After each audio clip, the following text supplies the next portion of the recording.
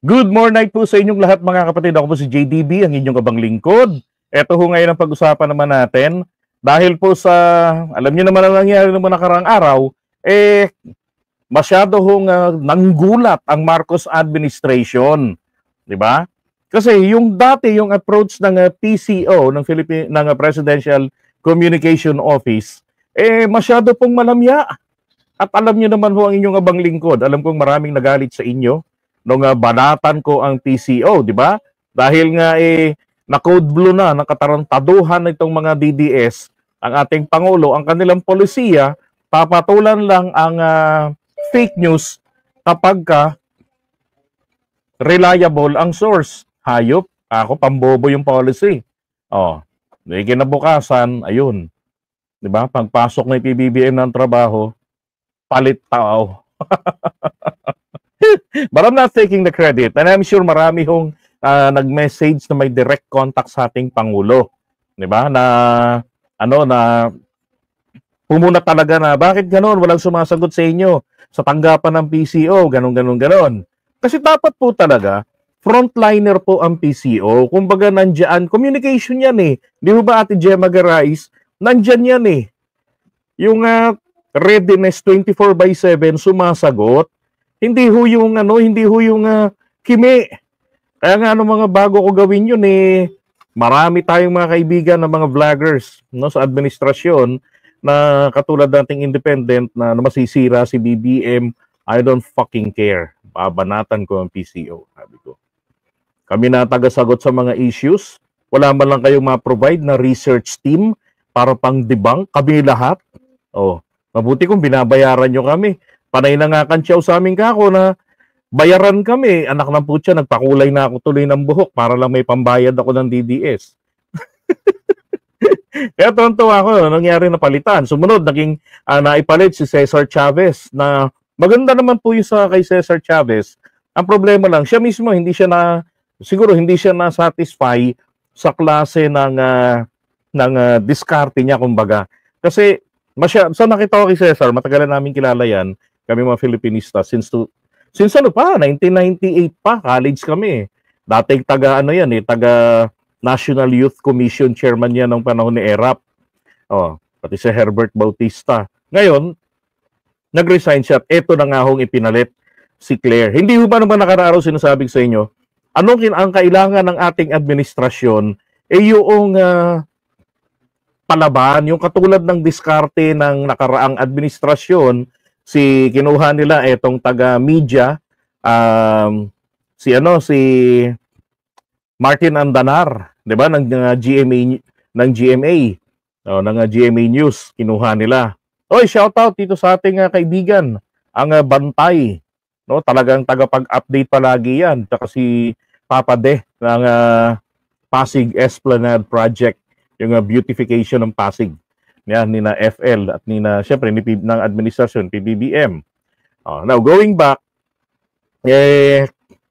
ngayon, ang dapat dito, yung katulad ni Bersamin, yung dating reporter, correct, ni Cesar Chavez, dating taga DCRH, pero prior to that, nagsimula yun sa Senate, reporter, ganon. Pinakabata yan na Senate reporter nun. Now, hanggang sa ito na nga, babalik naman si Cesar sa PTV. Yan. Balik sa government. Ngayon, ang naipalit itong si Claire, 'di ba? Nakita siguro ng administrasyon na this is what we want, 'di ba? Talagang diretsuhan at tama lang din pong si Claire ang kinuha. Bakit? Kailangan po kasi abogado para alam po niya kung ano ang kanyang limitasyon. Di ba? Ang hirap po kasi kapag ka-vlogger per se. Nako, di ba? Nagkaroon na tayo ng mga ganon. Attorney unang-una, si Trixie. Pero sumasabit pa eh. Di ba? Tapos ngayon, kalaban na ng admin dahil nasibak. Na-deferred ng ilang beses na deferred yung dalawa yata. Di ba? Na-deferred siya ng commission on appointment. At ngayon, bitter. Malay ba natin, ayaw sa kanya ng COA. Ay, COA ng commission on appointment. Tama ho. Sana lang nga po Hindi, Andanar TV, siya hindi GMA. Anong Andanar TV? Ano po ibig sabihin doon? Ewan, basta taga-TV yan, GMA. I-search nyo na lang po sa Google, Martin Andanar, taga-GMA po yan. Okay, taga-media. Ngayon, ang ganda ko kasi nagawa nila noon, itong kay Martin Andanar, nakuha po nila kasi yung, they were able to tame, okay, na-control nila ang mainstream media at na-manipulate nila ito na huwag paniwalaan ng taong bayan. Na itanim sa isip ng taong bayan na pag mainstream media, fake news peddler. At ang mga vloggers nila, yun ang mga yun ang mga tawag dito, yun ang mga totoo lang. Ganon. Yes, nag-TV5 rin yan si Martin Andanar. Nag-TV5 din. I-search nyo na lang sa Google na makikita nyo sa wiki sino si Martin Andanar. Ginawa ko na kasi yun. Oh. Okay, kaya nalaman ko taga-GMA din. Kaya nga may din eh. Now, going back, so, ang problema lang kalaunan kasi nito ngayon, di ba? Nag-transform. Di ba? Wala nang sa administrasyon sila Martin Andanar. Plus yung mga dating nakikinabang sa kanila sa PCAW. So ngayon, ang ibig sabihin, dapat ay, tawag dito, dapat ay ganun din yung diskarte ng Marcos administration kako. Yung kayang abutin ang masa. Dahil ang masa, yung mga karamihang mga ordinaryong mamamayan, sila po ay mas nakikinig, may time silang makinig sa mga vloggers. Ang problema, ang napakikinggan ng iba, etong mga fake news peddlers na ubod ng sipag sa paghahasik ng lagim. Kasi wala namang kailangan wala namang kasing kinakailangan na i-research yung mga hayop na yan eh. Ay, wala, di ba? Manira lang, pupo na lang, mas maninira na. Hindi gaya ng pagtotoo ka, kailangan mong idibang, kailangan mong mag-research. Di ba, Papa Mer? Shout out sa'yo, pre. Isa rin sa magaling na vlogger yan, katulad ni Rex TV. Now, dahil po rito, ngayon, ang nakuha nila, sabi ko ngayon, nakaunang komento ko nito, bago kami bumiyahe, nung umaga, tama na nandyan si Atty. Claire Castro. Na hayaan siya na bumangga doon sa mga fake news peddlers. Kasi ang fake news peddlers po ang sisira sa administrasyon. Nangyari na ho yan nung panahon ni Ninoy Aquino at ni Marcos, matanda eh. 'Di ba, ni Apolacay? Siniraan ng siniraan ang administrasyon pati sa labas ng bansa. Siniraan ng Pangulo. So ngayon, dito sa Pilipinas, hindi po ito dapat pabayaan ng Marcos administration na palagi na lamang may maninira tapos wala pong bumabara. Po tragis ngayon, etong si Atty. Claire Castro, talaga namang hindi talaga sila tinantanan. Unang araw pa lamang ng pagkakaupo eh. 'Di ba? Binanata na kaagad sila, pinatulan na kaagad. Ito nga yung mga kalokohan nila. Ito yung interview niya kay Karen Davila. Isn't this what Duterte wants? Gusto niya patulan siya eh. Then I will. We will. Boom! Boom! I will. We will. 'Di ba? Yun ang sinasabi ko, yung kayang-kayang hulihin. 'Di ba? Kayang-kayang sabayan ang kapraningan ni Duterte. Hindi na kung tutusin, hindi naman mahirap banggain bigibain si Dugong eh. Kasi mismo siya kinokontra niya yung sarili niya eh. Ang problema lang kasi, dito sa panig ng administrasyon, 'di ba? Sila kasi dapat yung unang-unang babangga dyan. Hampalusin nila ng solidong ebidensya. Punyeta ka, fake news ka, ganon. Eto si Atty. Claire ang gumawa, 'di ba?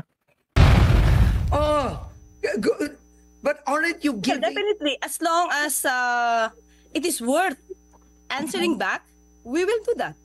Just avoid, so that the people will know the truth. Because if we will allow former President Duterte to do that, keeps on doing that, he will keep on doing that, maybe the people will believe in him and they may consider that as a truth. And we will prevent that.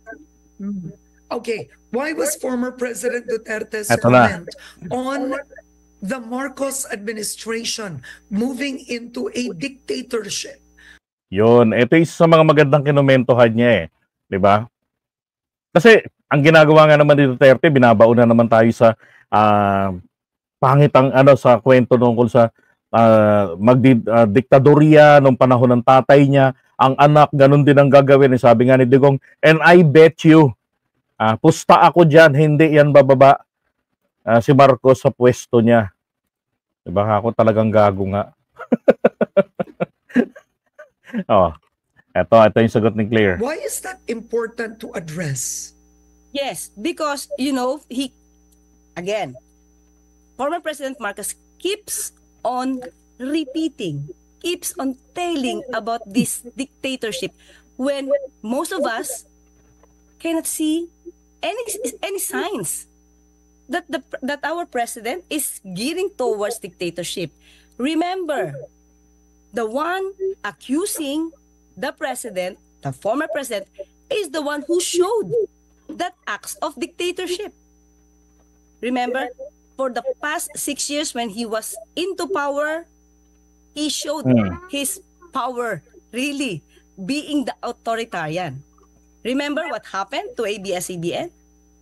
Even if, he said, even if the House will give or renew the franchise of ABS-CBN, he will order NTC not to allow ABS to operate. Diba? Yan si Digong. No, nung una hangang-hanga tayong lahat yan, nakala natin talagang para sa bayan. Pinaligtas natin yung pambubudol niya ng jet ski. 'Di ba? Tinawag tayo nung naniwala tayo sa kanya, pero nung napiga na, tinawag tayo mga naniniwala sa kanya ng mga gunggong. Ay nako. So ngayon, ito ho, derechuhan, 'di ba? Na sumasagot, bumabangga sa kanya. So para sa akin, dapat ito na ho talaga yung maging si Attorney Claire Attorney Claire, dapat ganito po talaga na ang stand ng PCO ngayon ng Marcos administration. Or maybe, I was thinking about this Hindi ho kaya yung masyadong malamya na galaw ng Marcos administration in the past. Ito lang pansinin niyo ho hindi ba, di ba, may mga pagkakataon na umaangas si PBBM, kailan yun? Nagsimula po siyang umangas dyan nung pinagbantaan ni Sara ang buhay nila. Nasabi ng Pangulong Marcos, mga nakarang araw lang, narinig natin ng mga walang patumangga, na mga pagbabanta, pagmumura. Diba? So, kung ang Pangulo, yung sila ni Martin Romualdez na FL, kayang-kayang pagbantaan ng ganun-ganun lamang, papaano pa ang ibang mga Pilipino? Yung mga ordinaryo, gano'n, yung mga, pinaraphrase ko lang yung sinabi ng Pangulo. At ang malalpit doon, sabi niya, papalagan ko na yan. Diba? So, bilib na bilib tayo, tapos biglang lumambot na naman. Tapos ngayon, biglang may Attorney Claire Castro maangas. Aba, mukha yatang mind conditioning tayo ng Pangulo Or maybe at the time, he just tested the water. Is this what the Filipino people wants? Pumapalag, kumakasa. 'Di ba? Kasi 'di ba merong isang USEC na eto nga pinalitan ni Claire, si Daphne. Daphne, she's really good communication skills, yung lahat-lahat ng diskarte niya okay, magaling. 'Di ba? Ang problema sa mga pagbabago ng pagkakataon na ang Pilipinas ay naging asal kanal na. Ang takbo ng mga pagbabalita rito dahil sa mga DDS at mga destabilizer sa pangunguna ni dating Pangulong Duterte. Hindi na ho po pwede yung style ng soft-spoken, yung diplomacy, di ba? So the president, again, palagay ko lang to, is now employing tawag ko dito is a dog diplomacy. Some people call it a stick diplomacy. Ganito yan Nandyan yung asong si Duterte, kahol ng kahol sa harapan mo. Dati, ang ginagawa lang ng gobyerno, pag nagkakakahul yan, tahimik, nakaganon. Di ba? Para ganyan Pag may tumatahol na aso galit sa'yo, ganyan gumanyan ka. Hindi ka na niya papatulan. Kasi iniisip yata nung aso, patay ka na. Diba? Kasi pag patay ang aso, nakaganon eh. Oh. Pero ngayon, iba. Oh. Pag nananahimik ka, ganado yung mga hayop, yung mga walang hiya. Ang gawa nila ngayon, merong stick. No? Isang stick, panakot, na tirada diyan sa asong ulol. Ngayon, sa kabilang kamay, eto, meron pong bato. 'Di ba? Napamukol dun sa aso. Kung hindi ka makuha sa stick, dito ka sa bato. Ganoon ang ginagawa ngayon. At meron ding banta itong si Claire. 'Di ba? Nalalabanan ang fake news. Dapat lang. Imagine, ganda ang sipag ng Pangulo natin, 'di ba, DJ Byron? Ang sipag ng ating Pangulo, tapos ayop hindi malaman ng taong bayan. Totoo ba yung ginagawa ng Marcos administration? Bakit? Nandyan yung mga walang hiya, nauuna pa magbalita ng kabulukan eh. Alam nyo naman, first impression lasts. Kaya, sabi nga namin, sa dami ng proyekto ng administrasyon, ang daming ginagawang serbisyo sa taong bayan, hindi maintindihan ng taong bayan. Hindi nila raw maramdaman. Pero nabusog sila. Tumanggap sila ng ayuda. Ang saya-saya. Nang naubos ang ayuda, galit. Kontra-ayuda ang mga walang hiya. Di ba? Bakit ganon? Kasi nga, may problema ang gobyerno sa communication. Diba? So ngayon, meron tayong Claire Castro na, palapatol. Diba? Talagang dapat lang naman kasi talaga pumatol ang gobyerno. Sabi ko nga, depende po ang kaamuan at ang tapang at ang angas. Depende yan sa kasalukuyang lagay ng sitwasyon. Diba? Kailangan gano'n yung mga policies na yan. It has to be attuned to the changes of times. Diba? Yes, that's right, DJ Byron. No, I know it's about time, sabi niya. So, yan sa mga magaling na mga commentator. No? California-based. Yan si DJ Byron. Katulad din ni Carclea. Fontelo, ang California. Okay. Tingnan pa natin to. Is that not dictatorship? It is. He is the one who showed being the dictator and not the president, not President Marcos. But now, do you think the former President Duterte is hitting on the dictatorship aspect because the father, the late President Marcos Jr., actually declared martial law?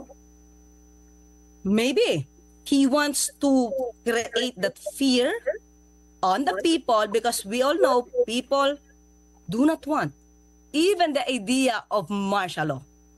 So he is the one gearing to that issue so that he will create that fear, and the people, if they will believe in him, they will not even support. They will not support, or at least remove their support from the president. Yun naman talagang gusto mangyari nila Duterte. Di ba? Maghasik ng galit sa taong bayan. Mapaniwala. Tapos, sasabihin, kaya nga inimbento nila, hindi naman, ginamit nila yung salitang budol. Ibig sabihin ng budol, naloko, natanso. Yan. Kaya laging sinasabi nila, noon pa, pag upo pa lang ni PBBM, nabudol kami. Nabudol kami, natanso kami.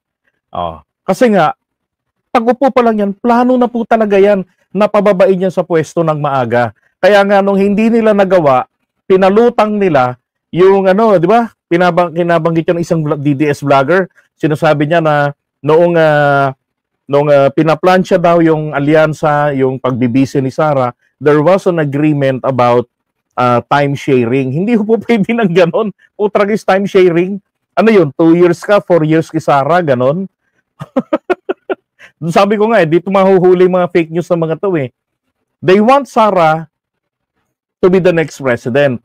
Tapos gagawin nila kay Sara, pahawakin nila ng 4 years.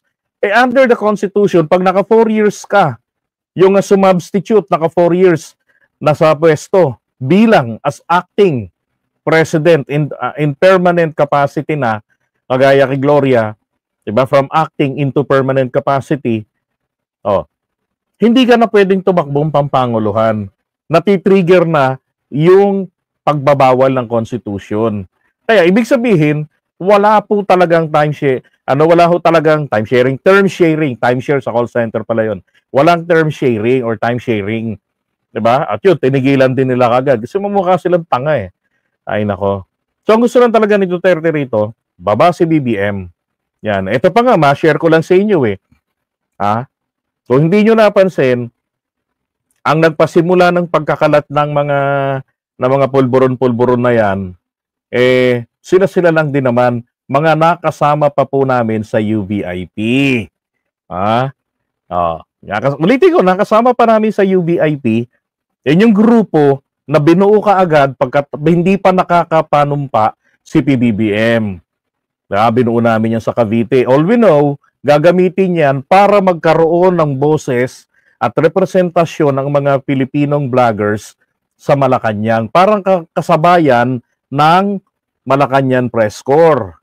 Iyon pala, gagamitin pala kami bilang troll farm na unang-unang gigiba sa Marcos Jr.'s administration.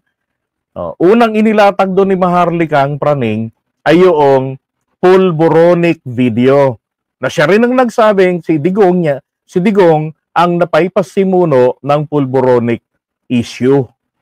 Di ba? Kaya lang ang problema, inabot ng 2 taon mahigit bago nakapaglabas ng video bilang patunay. Sablay pa. Di ba? Kahit sila lang mga DDS ang pinipilit paniwalaan yung sarili nila na genuine yung video ng pulburon-pulburon. No. Yun eh. Yung mga Filipino vloggers, nako, kilala ko pa nga iba dyan, malalaking vloggers eh. Yung iba mga maiingay ngayon, ang mga unang kinausap nila Maharlika dyan at unang mga pinagmumura, mga ginujutangin na mes ni Maharlika yon nung pagsisimula ng pagbaliktad niya kay PBBM. Kasi ang nakaplano po talaga lahat ng pagbaliktad niya at titirahin nila si PBBM. Kaya minumura niya yung mga vloggers na yon kasi ang gusto niya, sabi niya, mga PI kayo, magsimula na kayo. Anong ginagawa ninyo dyan sa Pilipinas? Ba't hindi kayo nagsasalita? Sabi naman ng iba, ba't ba naman kami magsasalita ng pabor sa inyo? Wala naman kayong nailatag na video ng pulboronic. Kasi nga po, in the making pa. Wala ho kasi talaga. Nasa na yung sinasabi ni Cathy Binag hanggang ngayon, wala pa rin. Di ba? Gagayahin na rin ba nilang style ni Sarah? Di ba? Siya yung unang gumaya kay Sarah eh. Pag may nangyari sa kanya, lalabas sa kanya yung mga video yung nasa flash drives. Alam niyo kung may talaga kayong pruweba, ba't di nyo pa ilatag eh? Di ba? Nang magkaalaman na eh. Tagal naman eh. Nakalkal na yung buhay niya, yung pagkatao niya. Alam ko may dinimanda na siyang isang vlogger na talaga namang grabe yung ginawa sa kanyang pangihiya. Di ba? Pero yung kanyang flash drives, yung laman, wala pa rin lumalabas. Paano ba yan? Sabi, hanggang pinalutang nila si Calbong Morales na binigyan ng platform ni Tobats. Correct. Diba? Wala pa rin nangyari. Ano ending? Yung mama, kawawa naman. Ayun, kada Biyernes ng gabi, nagbablog. Doon sa, EDSA Shrine, mukhang tanga. Ahara-hara doon sa bagay, dagdag security forces na rin yan ng mga kabaro nating call center boys na sa gabi doon dumadaan. Kaya nga lang, nakabara sila sa footbridge ng Ortigas. Abe, paano ata yung laman ng flash drives? Ano yan? Anong 3X? Sex video niya. Palagay ko naman hindi. No? Pero kung ganun yung laman ng video, pakipasa naman pre, baka meron nang nakarating sa iyo. No? Send mo na lang sa akin, wag nang PM is the key. Ay nako. So eto ho, congratulations po sa Marcos administration for getting Attorney Claire Castro. Yan, talagang palabad ngayon sa kanila. Yan sa mga fake news peddlers na yan.